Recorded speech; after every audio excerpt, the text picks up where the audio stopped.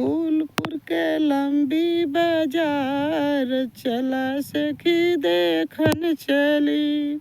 फूलपुर के लंबी बाजार चला सखी देखन चली।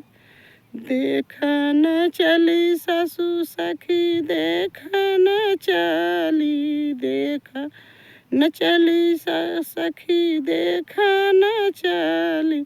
फूलपुर के लंबी बाजार चला सखी देखन चली। वही फूलपुर बाजरिया में सरकस आया। फूलपुर बाजरिया में सरकस आया। एक बंदर एक मोर चला सखी देखन चली। एक बंदर एक मोर चला सखी देखन चली। बंदर संगे भागी गई समधी की बहिनी। बंदर संगे भागी गई समधी की बहिनी।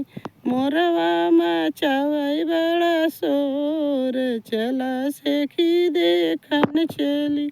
अब मोरवा मचावई बड़ा शोर चला सखी देखन चली।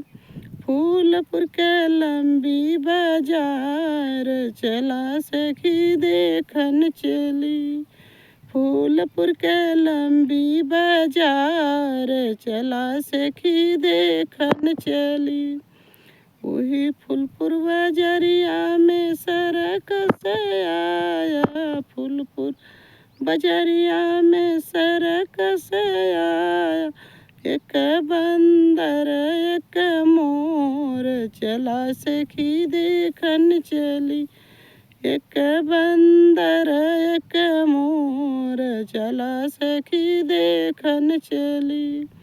बंदर संगे भागी गई अगुआ की बहिनी। बंदर संगे भागी गई अगुआ की बहिनी। मोरवा मचावई बड़ा शोर चला सखी देखन चली। अब मोरवा मचावई बड़ा शोर चला सखी देखन चली। फूलपुर के लंबी बाजार चला सखी देखन चली। फूलपुर के लंबी बाजार चला सखी देखन चली। वही फूलपुर बाजरिया में सरकस आया। फूलपुर बाजरिया में सरकस आया। एक बंदर एक मोर चला सखी देखन चली।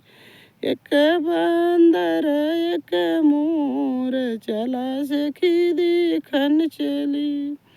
बंदर संगे भागी गई दुल्हा की बहिनी।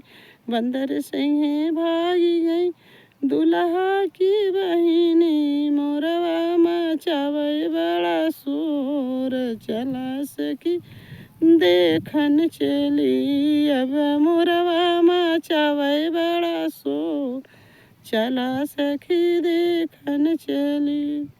फूलपुर के लंबी बाजार चला सखी देखन चली।